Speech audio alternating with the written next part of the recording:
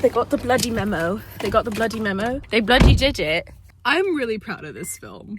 Finally, biopic where they get the memo. It's supposed to be a musical. Thank you, Robbie Williams. Thank you, Michael Gracey. I will watch all the biopics that are in the style of Rocketman and Better Man. Thank you. First of all, I just want to say it was bloody brilliant. As a film, not knowing anything. First of all, I don't know who Robbie Williams really is. I just know that song Angel. Like every other American on this planet, my knowledge of this man is very limited. That said, Rocketman is my favorite freaking biopic, musical, movie, everything. Like if Letterboxd walks up to me and says, what's your top 3? I'm gonna go Rocketman, Mamma Mia 1, Mamma Mia, here we go again. Okay, that's what I'm gonna do. Better Man review. Holy crap. That was a lot of drugs to watch. Spoilers ahead, by the way. Probably not that big of spoilers, but it's a biopic about musicians, so technically they're all the same. That was a lot of drugs, and I think I'm a little bit traumatized by the images, but besides that, Michael Gracey is amazing. He did The Greatest Showman, and this, it worked. And I'm so happy straight up out of the bat that they finally listened to the memo. It's like what I've been saying. I don't really care about the Bob Dylan biopic. I'm not going to see it until it gets to streaming because it's not a musical. Because guys, if they are not making it into a musical where all of a sudden they start singing when they lose the ability to speak, which is what a musical is. Bohemian Rhapsody is not a musical. It is a biopic about a musician. It is not a musical. Rocketman is a musical because when he loses the ability to speak, he sings and characters around him sing. For example, from the beginning, you have he goes to therapy, blah, blah, blah, blah, talks about his whole addictions. And then they're like, what were you like as a child, Elton? He says, as a child, I was justified when I was 5. That's because he couldn't stop singing. He had to sing because he had to stop speaking. When you do a musical theater class, the first thing you learn is the reason for musicals is when you cannot speak, you sing. And when you cannot sing, you dance. Okay? That's what it's about. And I'm so happy that we figured this out. Was this my favorite film ever? No, because I'm not a British person. I want to be. I've always wanted to be British. I always believed that I wanted to work on British projects. I've always been obsessed with British projects. The reason why I'm an actor now is because I love Doctor Who more than anything in this world. It's one of my favorite shows except for after 2016 because I feel like it got too corporate after that. Anyway,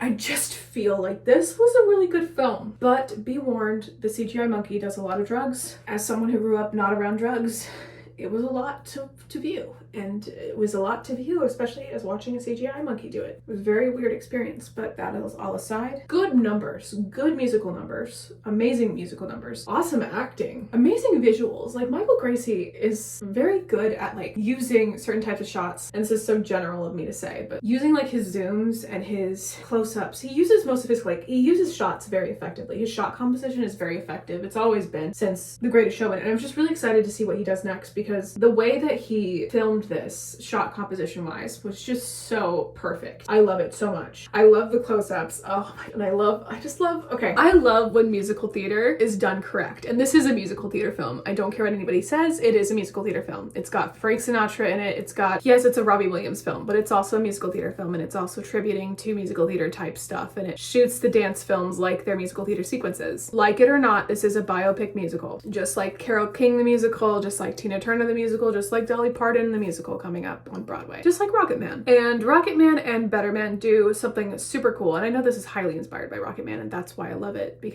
or I liked it. I didn't love it because I'm not a Robbie Williams dude, and I'm not obsessed with, I'm not anti Robbie Williams like everybody is on TikTok. I'm not pro him either. I'm just like, cool, he's a cool dude, I guess. I haven't really seen him other than the CGI monkey, so I don't know exactly who he is. You know, the only thing I know is that he's a CGI monkey, and that's because I'm an American. It makes sense, right? Good show, good time, had a great time, cried even. I cried when he brought his father on stage. I cried at some other parts. I usually cry at every Michael Gracey film, which is this and The Greatest Showman.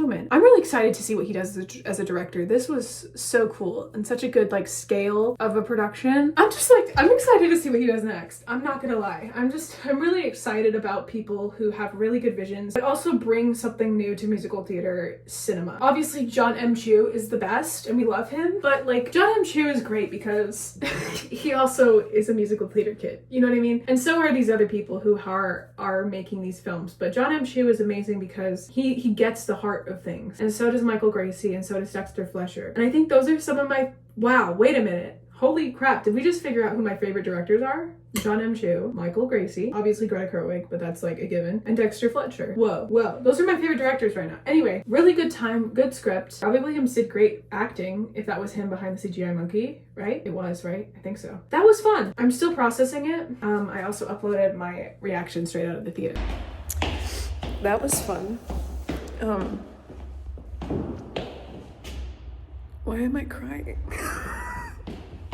If you like Robbie Williams, you'll probably have a great time. You'll probably understand it a lot more than I did. But if you don't, sometimes the biopics, when you don't understand the person's life that much, it also can make you a fan. Rocketman made me a bigger fan of Elton. But I do want to say, this is awesome. And while I love Rocketman more, it's mainly just because I love Elton John more. And I love the story and the script of Rocketman more. Mainly because it kind of resonates with me a little more. But this one, wow, this was powerful and this was really good. And I loved all the dance sequences. And this is the future of biopics.